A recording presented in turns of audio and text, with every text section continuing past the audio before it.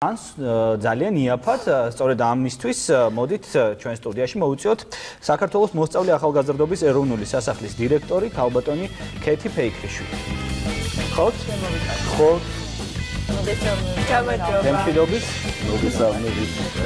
აი აქეთ.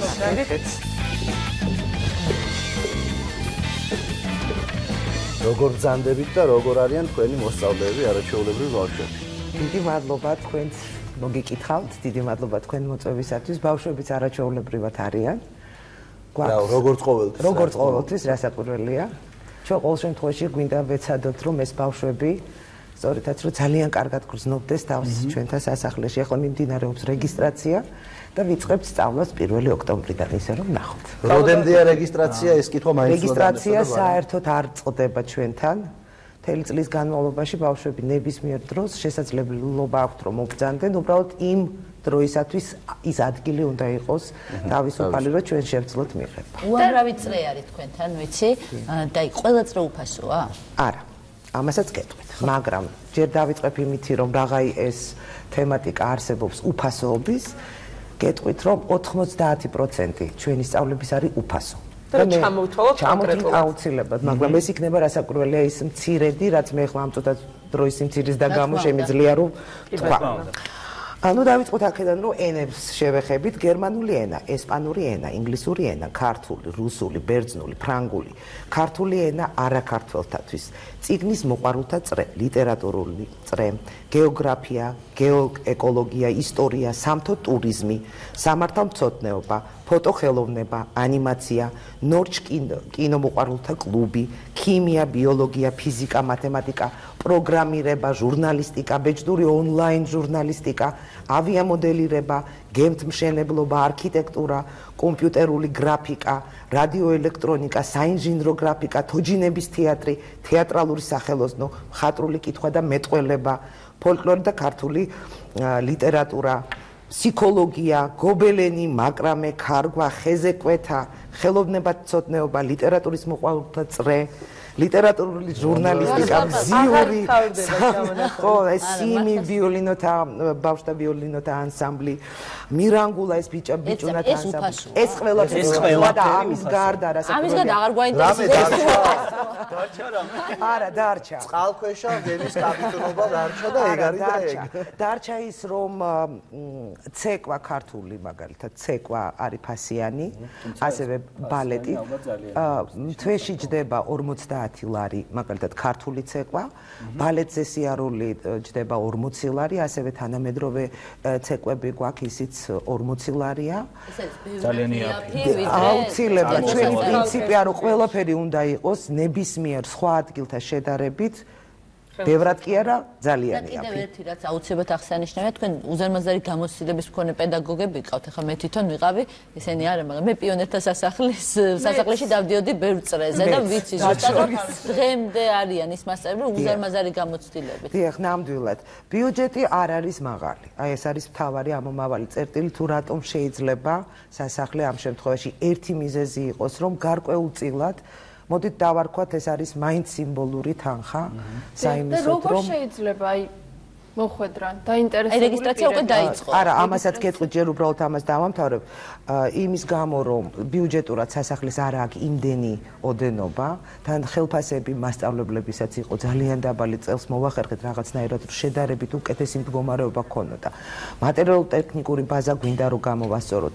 მე მაგალითად არა ვარ კმაყოფილი, მე მინდა რომ იყოს უკეთესი. მე მინდა ნებისმიერი თქვენთაგანის ბავშვი რომ მოვა, ის ნამდვილად სასახლეში მოხვდეს და ის სწავლება მიიღოს და ის ხარისხიანი სწავლება, რომელსაც ჩვენ ვართ ორიენტირებულები და ბავშვებს აქვთ სურვილი. და ამ ყველაფრის გაკეთება მხოლოდ და მხოლოდ საზოგადოების მშობლების თანადაფინანსებით არის შესაძლებელი. ამ ეტაპზე ესეა. ღმერთმა ისე გვამყოფოს, რომ უკეთესი დროება დაგვიდგეს თვითონ ქვეყანაში, რომ ეს ყველაფერი გახდეს სრულიად უფასო. თუმცა, აი ახლა ფასიანი უფასოზე. აქ კიდე ერთი გადასახადი, რომელიც აბსოლუტურად სწავლას არ ეხება, მე მინდა მაინც საზოგადოება მესიცოდეს, ეს არის 50 ლარი, წლიური ერთჯერადი, მხოლოდ და მხოლოდ იმ 50 ლარს იხდი, ეს არის სარეგისტრაციო გადასახადი, რომლის შემდეგაც შენ უკვე ხდები სრულფასოვანი სასახლის მოსწავლე და მე შემდგომში უკვე დანარჩენ ყველა წრეზე შეგიძლია როცა უფასო არის იაროს საშვი დიახ და ესე თუ გადავანაწილებთ 10 თვიანი სწავლება გვაქვს გამოდის თვეში 5 ლარის ოდენობა შეუძლია ერთ ბავშვს იცით რა არის რეკომენდაცია გვაქვს ესეთი ფსიქოლოგებისგან რომ 4 წრე არის ის მაქსიმალური ოდენობა როდესაც ბავშვი არ იტვირთება კი ანუ სკოლა და ამავდროულად სკოლის გარეშე საქმიანობა 4 წრის ოდენობით შემოიფარგლოს. თუმცა არის იქ შემთხვევები, რომ ესეთი ბავშვები არიან ძალიან აქტიურები, რომლებიც ირჩევენ უფრო მეტ წრეს. როგორც ვიცით, ქაუტონკეთი სოციალურად დაუცველი ბავშვებისთვის არის თქვენი წრეები უფასო, ხო ყველა? სოციალურად დაუცველი ბავშვები, რომლებიც წარმოადგენენ იმ სოციალური სააგენტოთა ნამონაწერს, რომელიც არის 100,000 ქულის ზღვარზე ისინი უფასოდ დადიან ყველა წრეზე ფასიან წრეზედაც ამათ არ ეხებათ არანაირი გადასახადი წლიური 50 ლარიც არის არც ეგ არ ეხებათ აბსოლუტურად თავიდან ბოლომდე სოციალურად დაუცველი ბავშვებისთვის ჩვენთან სწავლა არის უფასო თუმცა ერთი მინდა აღვნიშნო რომ თავისთავად სასახლე ბავშვთა ოდენობით ლიმიტირებულია იმიტომ რომ იმაზე მეც ვერ მივიღებთ რაც კი შეგვიძლია რომ მივიღო ამიტომ ამის გარდა თვითონ სოციალურად დაუცველი ბავშვებისთვისაც გარკვეული ლიმიტი არის. ამიტომ მიჩქარეთ და მობრძანდით დროულად რომ ეს ადგილები მერე თქვენთვის როდემდეა მიღება? იცით, არა, მიღება სულ არის როგორც გითხარით. უბრალოდ ახლა არის რაღაცა გარკვეული წრეები, მაგალითად ადგილებია შესაძლებელი. სიტყვაზე ვთქვათ რომ არის ძალიან დიდი მოთხოვნა უცხოენებზე და ამ უცხოენებთან დაკავშირებით ადგილები უკვე არის შეიძლება განთავისუფლდეს. დიახ, ამიტომ ჩვენ სარეზერვო სიებს ვაკეთებთ და იმ სარეზერვო სიების შემთხვევაში თუ გაგვინთავისუფლდება ადგილი, რასაკვირველია უკავშირდებით, რომ ბავშვმა არავინ არ დაკარგოს, ვისაც აქვს სურვილი მოვიდეს. გარდა ამისა, მინდა გითხრათ, რომ შეგაწყვეტინებთ, მაინც უნდა იჩქარონ, რომ სარეზერვო სიაში მაინც პირველ ადგილებში. დიახ. აუცილებლად, მაგრამ იცით რა არის, აქ არის ერთი პატარა პრობლემა, როდესაც მშობელი მოდის და არჩევს წრეს და დაუშვათ რომელიღაცა პედაგოგთან აქვს უკვე მოლაპარაკება და ჩაეწერა. მაგრამ ჩვენ ვერ ჩავთვლით ამ ბავშვს უკვე რეგისტრირებულად, თუ ის გარკვეული საბუთები მშობელმა არ მოიტანა სასახლეში. აი ამ საბუთების მოტანის შემდეგ ჩვენ როდესაც საერთო ბაზაში შეყვავს ბავშვი, იმ შემთხვევაში ის ბავშვი არის რეგისტრირებული და უკვე დაგვიანებული მშობელი რომელიც მოდის და ამბობს რომ იცით რა მე უკვე სექტემბერში ვიყავი უკვე მქონდა მოლაპარაკება და დღეს რატომ აღარა გაქვს ადგილი უბრალოდ მე გულის ტკივილით მინდა ვთქვა რომ ეს არის უბრალოდ იმიტომ რომ სხვა ბავშვი მშობელმა უფრო მობილიზებულად მოიტანა ყველაფერი ეს და მოხდა მისი ჩარიცხვა ამ შემთხვევაში. მაპატიეთ კიდევ ერთს დავამატებ.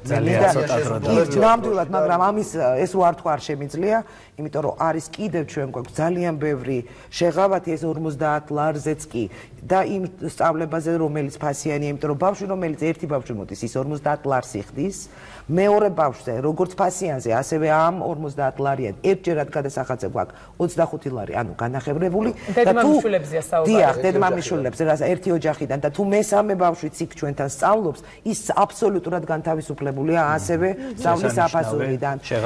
ოჯახიდან ერთი ადამიანის საფასურო დემოგრაფიის პროცენტის მაჩვენებლის გაზრდაზე. დიახ, ისე რომ მე ყველას მინდა მიულოცო წლევანდელი ახალი სასწავლო წელი ყველა ბავშვს, ყველა მშობელს, ყველა პედაგოგს, მათ შორის ჩვენს ბავშვებს. იჩქარეთ, მოდით სასახლე გელით, ჩვენ ესეთი აბრაც გამოვაკარით და მე ჩვენი ასე ვთქვათ პატარა ერთდებით ამ მოლოცვებში ჩვენც.